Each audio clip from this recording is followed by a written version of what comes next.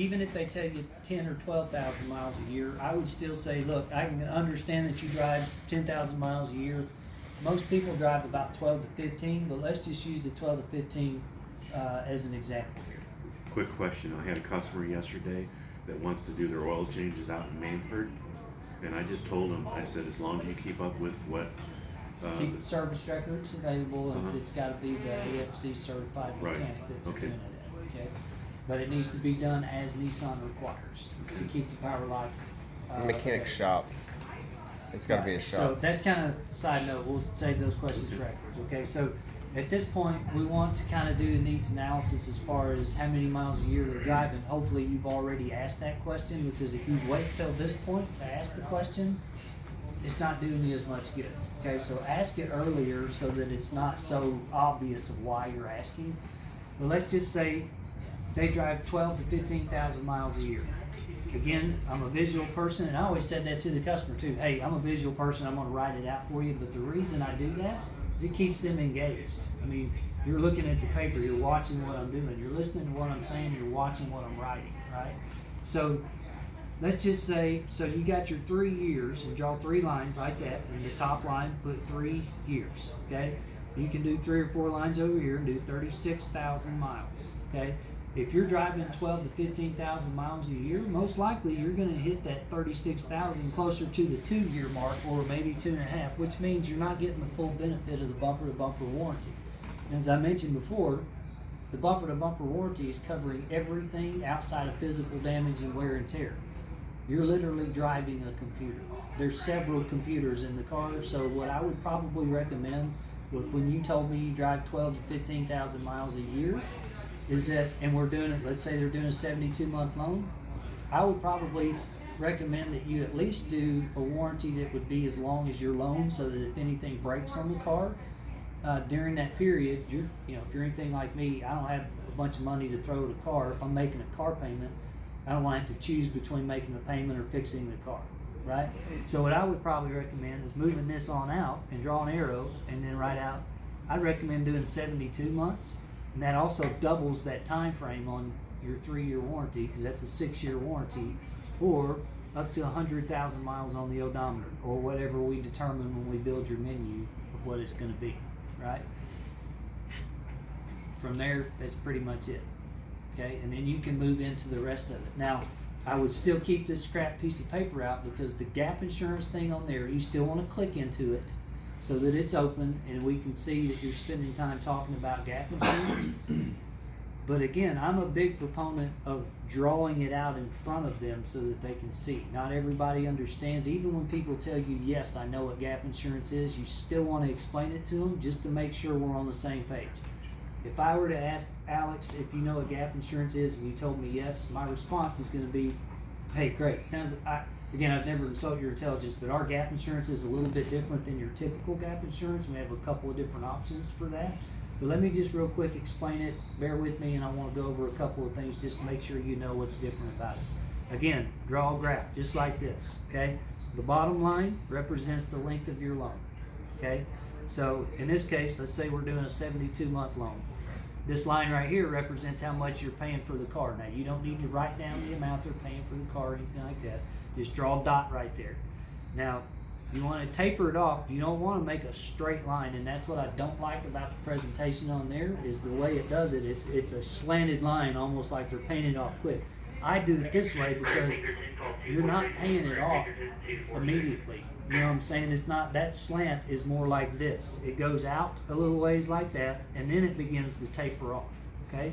So draw your line like that, and what I say as I'm drawing that is, as you begin to make your payment, that amount begins to slowly go down until you either reach the end of the loan or you pay it off, okay? Now, God forbid, I always use that, God forbid you get in a wreck and the car's totaled. Happens all the time though. The insurance company does not take into account what you owe on your car.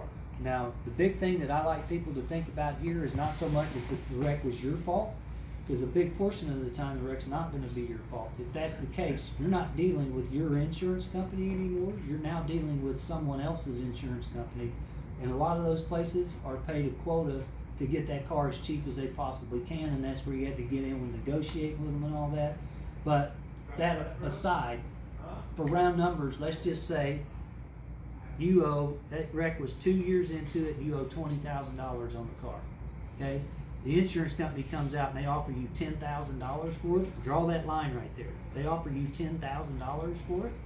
Guess who's liable for the $10,000 difference there? And then point at them and say you are. Okay? That's where you make eye contact with them. Say you're liable for that difference. Here's the beauty in gap insurance. Is it kind of hints the phrase gap, and then draw a circle from that dot down the line. Gap insurance pays the gap between what you owe and what the insurance company is going to pay you. Okay?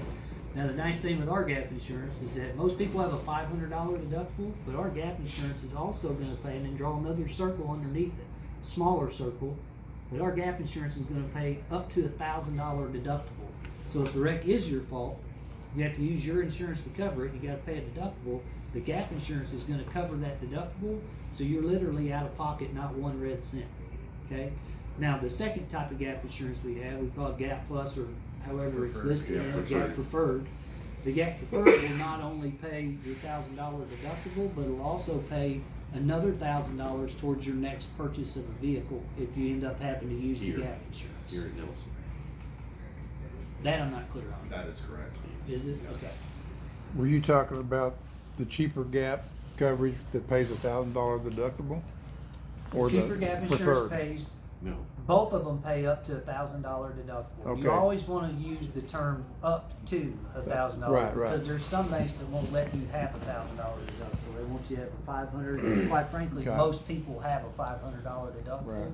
Every once in a while, you'll get one that has a $1,000 deductible, but just use the term up to. But both of them pay up to $1,000 deductible. The Gap Preferred will also pay if you had to use the gap insurance. Come in to get another car with us, it's gonna pay another $1,000 towards your next purchase. That's the preferred.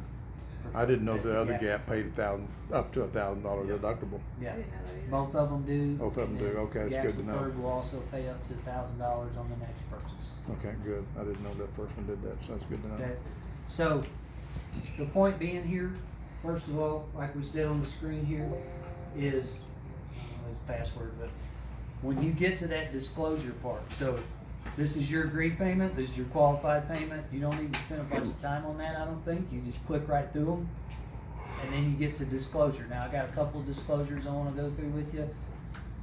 There's really the second part of my job, is to make sure that you understand what coverage the car comes with as it is, and later I'll move into what it qualifies for from this point forward, and that's when you start drawing it out.